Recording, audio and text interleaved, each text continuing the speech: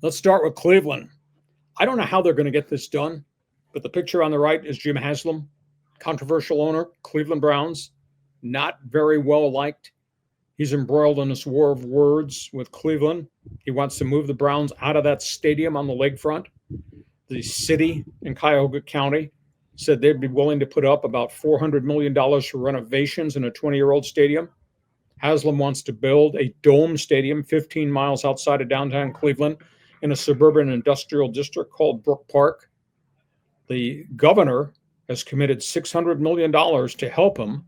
He's going to pay $1.2 billion of it himself, the Haslem Corporation, but they're still $600 billion short. So it's going to be very interesting to see where he comes up with the rest of the money. Cleveland is just at war with this guy, on top of the fact that the Browns franchise has just been a disaster in terms of roster, player personnel, Deshaun Watson contract, injuries, et cetera, et cetera. So anyhow, they released on Friday, they released a photogenic look at what the new stadium would look like.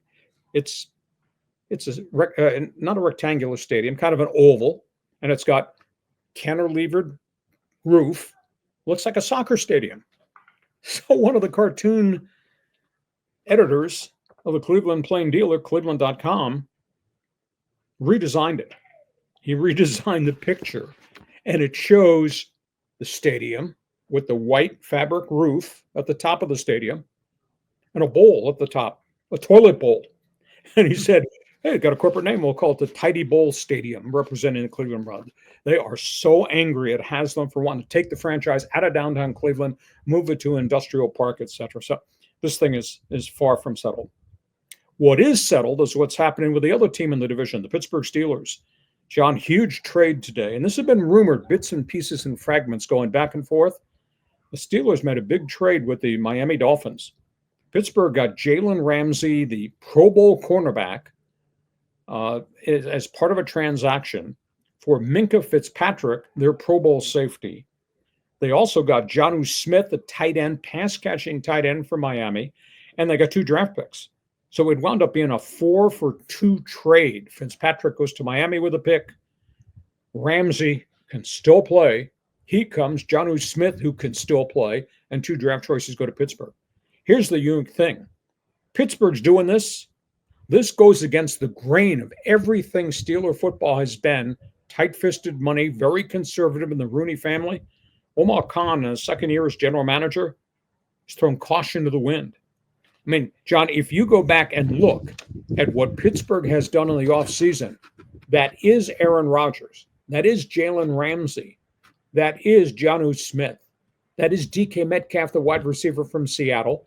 That's Darius Slay, who came from Philadelphia and Detroit. And that's Juan Thornhill from Kansas City. They've added all these guys, and that's not their history of the way they've done business, getting players from the outside. So it's really fascinating. Pittsburgh has changed all of its culture and obviously trying to win. Some people of the opinion that Pittsburgh is not going to have a winning season. Others of the opinion they're rolling all this on short-term contracts, and I think Pittsburgh is going to be the real deal in the AFC North. Coming after you, Kansas City. Coming after you, Baltimore. And we got Aaron Rodgers, and now we got all these defensive players coming on board. It's kind of really fascinating. So, John, you can solve the problem in the 216 area code Cleveland. Give me a response to what's happening in area code 412 Western Pennsylvania. You and your area codes. I'm surprised you're not saying like, Allegheny 2, like with the phone numbers the way they were set up in the 50s. So, okay. So I want to talk about the Browns, but I want to talk about something different with the Browns. This whole quarterback thing. Okay. And I'm hearing that Pickett is the number one. Flacco is the emergency quarterback.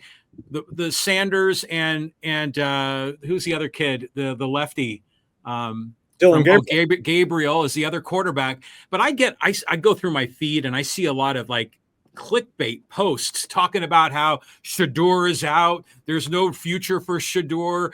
Dylan Gabriel has taken over the number 3 slot. I mean, so break it down for me. What can we expect for the quarterbacks in Cleveland? This whole thing starts July 17th.